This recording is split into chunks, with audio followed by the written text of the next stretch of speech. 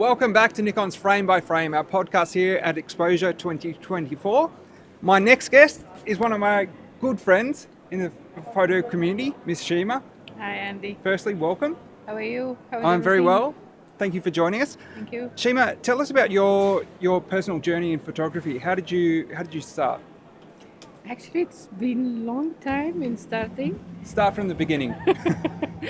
My uncles used to travel lots of the times around the UK, America. So when they come back, they have this small magical box. Yes. So I used to see what they are doing with it, and especially with the flash.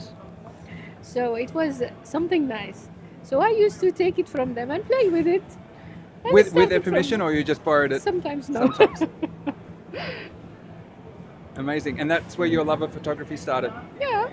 And then it's grown from there to more than a passion. Yes. Whenever I go with one of them, I try to take the camera and take photos. And then, at the past it was the films. It was not the digital ones. Yes. So I should wait for them to see when they are going to get me the photos and see how it looks. Some are burned, sometimes Yeah. it's like overexposed, sometimes it's darker. I also like the fact that I learned on film as well. So we know the process of having taken photos, and Yep. you don't get the instant, You just photo want to straight take away. a photo. You have to wait until it gets developed, so that Yeah. sense of suspense, which I think is That's true. amazing. It was it was a good way to learn. So Yeah. and how would you describe your own photography style? Actually, into many styles. Sometimes I feel like I just want the colors, so I go to the nature or fashion. I'm into the fashion. It's amazing. Sometimes when you go with the textures and play with the colors and the models, it's just something huge, like a big industry. Yeah. And then sometimes I want to see the emotions in the eyes. It takes me, it captures me. Yeah. I believe that each eye has a story. Yeah. So the more you get into the person, the more you get photos. Yeah. Sometimes most of the people, when they come to me, we want this photo for like anniversary, birthday. I give them their pictures, whatever they want, but I tell them just be spontaneous. Let me take the picture.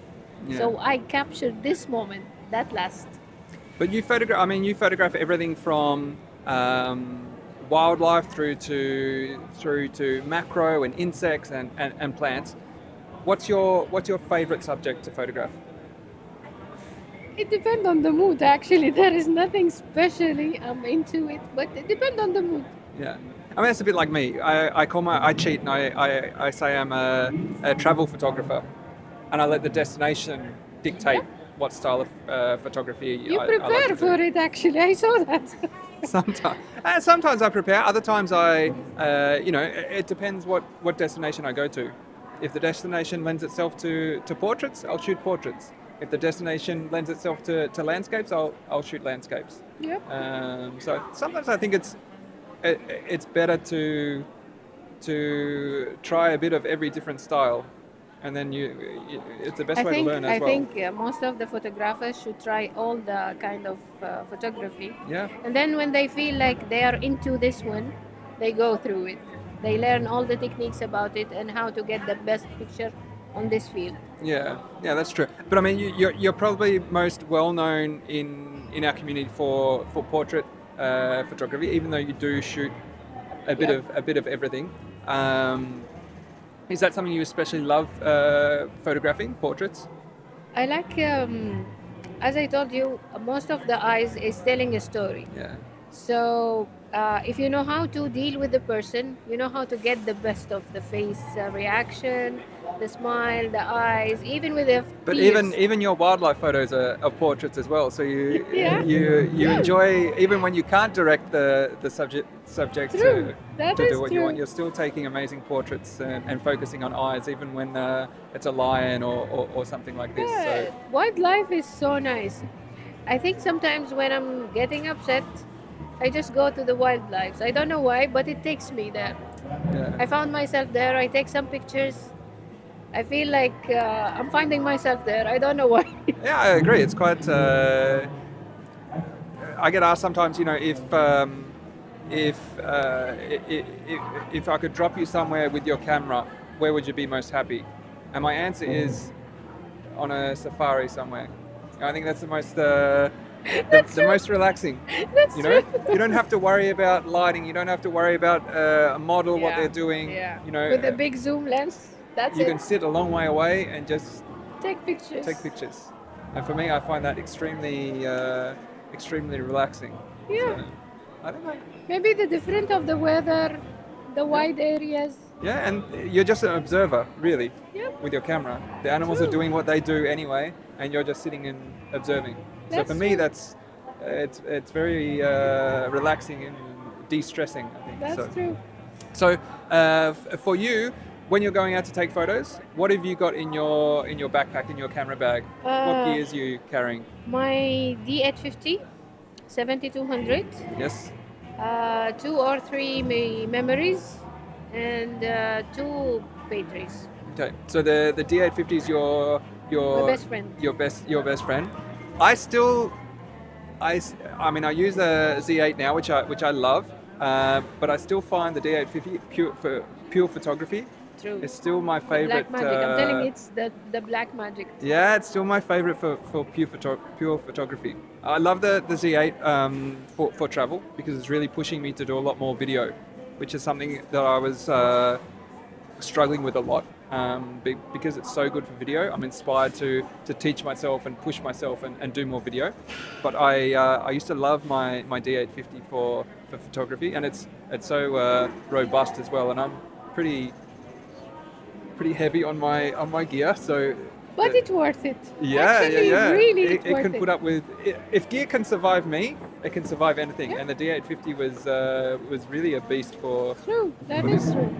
And you're pairing that usually with your 70. That's your favorite lens. Yeah, 7200 is my best friend also. Yeah. Okay, amazing. I have tried the Z9 almost 10 days, Mhm. but it was a little heavy. But I got to know the features. It's almost the same as the D850. I think that's one of the things that I really love about the Z8 and Z9.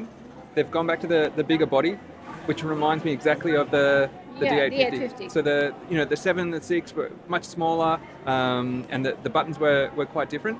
The Z8 makes me feel like I'm holding the Yep, D850. It's exactly, almost yeah. like a combining my love of the D850 with my love of the mirrorless Yes. system as well. So I it's love quite also in the Z8 the focus modes. It's crazy. amazing.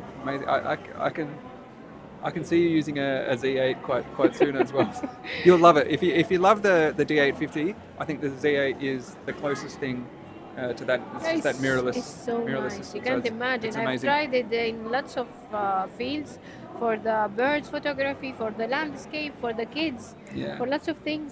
Even with my kids, they were having a sport day. I got the best photos for them. Even the mothers. One of the mothers, she printed all of the photos. Yeah. Yeah. She Amazing. hung them. Yeah. No, the autofocus is really incredible. Revolution. Yeah. Speaking of the younger audience, what advice would you have for some of our younger Nikon photographers? How they could improve their craft? They have to go with their camera everywhere. They should practice. Low light, highlight, everything they have to practice.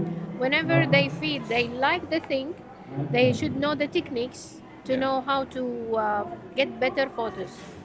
Because most of them, they are using the phone now, or the tabs or the tablet or whatever they are using. But I think most of the kids, if they try the Nikon cameras, the small one, even the Z50, Z30, the ZFC. My son has a Z30. See? Yeah, I I've think- started him young. Yeah. He loves it. They He will really loves enjoy it. it. Yeah. They will really enjoy it. Yeah, he uses it a lot for his personal vlogging as well. So That's so it's a nice. perfect camera for it. So Oh, that's so yeah. nice. To get the creativity of the kids is something huge. Yeah, and they learn very quick at that age. You know, they're very scarily tech savvy, so True. they learn very, very quickly. So. That's true. All right, amazing. Thank you so much for joining us today. Thank you so we've got a much. couple more guests on Frame by Frame, so don't go away. We'll be back soon. And thank you, Shima. Thank you, dear. Thank you so much. Thank you so much. Shukran. Pleasure to meet you always. No, my pleasure. Thank you.